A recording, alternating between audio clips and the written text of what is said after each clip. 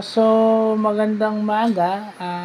First vlog for the day, April 17, 2024. So, ito ay yung mga nakuha kong paliwanag yung mga naintindihan kong paliwanag from Attorney Glenda Relova, yung Executive Director ng NCDA. Dahil lang nagpunta tayo ng NCDA kahapon at National Vocational Rehabilitation Center. So, dalawa yun. So, ang nakuha ko doon is yung NACDA is made up of a lot of agencies. DTI, BIR, DOJ. Pag meron kang legal concerns, DOJ ka. So, syempre, bago ka makarating sa DOJ, yung ano mo muna dito sa local government, kung empleyado ng tao ng local government yung sumita sa'yo. Di ba?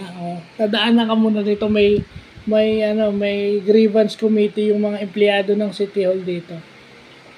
Kung hindi ma-actionan ng PDAW, pero first and foremost, PDAW muna yan. Yung PDAW sa lugar niya. Persons with Disability Affairs Office. Okay?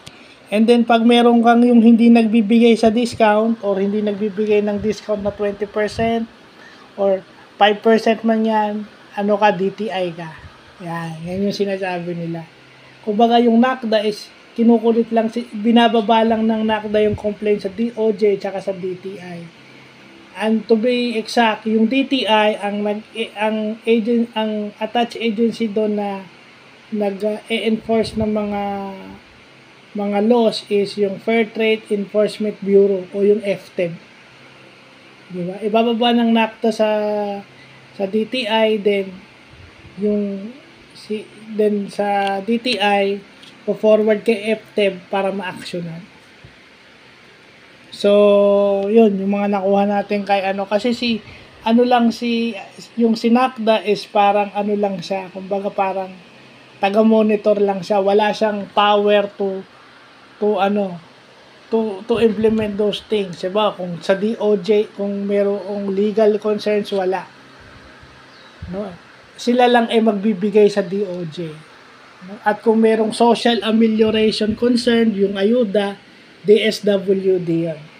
Yung pagkuha ng prosthetics, pagkuha ng hearing aid, it is a social amelioration. So, yun yung dapat nating tandaan. So, yun yung mga nakuha natin kay NACDA Executive Director, Ma'am or Attorney Glenda Relova. Maganda rin pala. Pero pag-aaralan pa natin to further, baka mamaya i-vlog natin. So, yun lang po.